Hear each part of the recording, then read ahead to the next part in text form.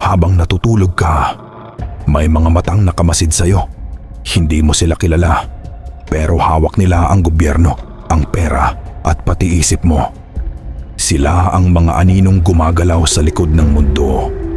At kapag dumating ang oras, gigising ka sa isang mundong wala ka ng kalayaan, sa ilalim ng kapangyarihan ng Illuminati, sa ilalim ng maliwanag na mga ilaw ng mundo.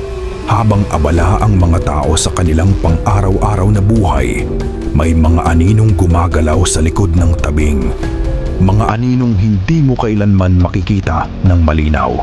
Sila ang tinatawag ng ilan na Illuminati. Isang lihim na kapatiran na sinasabing nabuo noong ika-18 siglo sa Bavaria. Ngunit ayon sa mga kwentong bumabalot dito, hindi sila nawala. Sa halip, sila ay nagbagong anyo, lumawak at ngayon ay nakabaon sa bawat aspeto ng lipunan. Ayon sa mga teorya, hawak nila ang mga sinulid na kumokontrol sa pandaigdigang ekonomiya, politika, media at maging sa mga digmaan.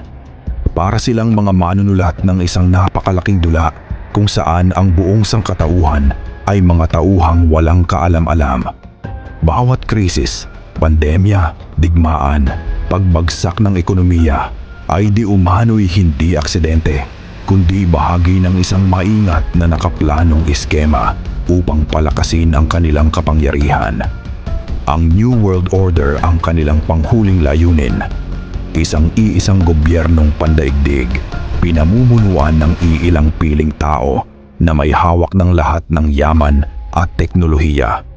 Kapag natupad ito, mawawala ang mga bansang kilala natin. Lahat ay susunod sa iisang batas, iisang pinuno at iisang ideolohiya.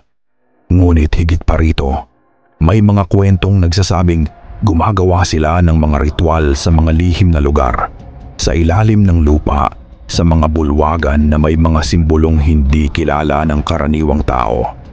Dito raw sila nananalangin sa mga sinaunang Diyos, kapalit ng kapangyarihan at impluensya na lagpas sa kayang ipaliwanag ng agham.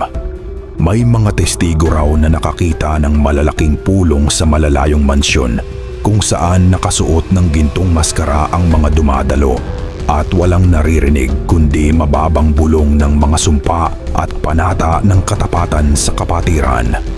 Sa gitna ng seremonya, nakaukit sa sahig ang mata na nakapaloob sa tatsulok, ang kanilang sagisag, tila nakatingin at sumusubaybay sa bawat galaw.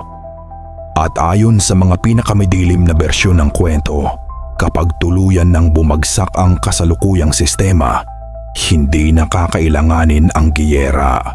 Isang tahimik ngunit mabilis na pagkuha ng kontrol ang magaganap.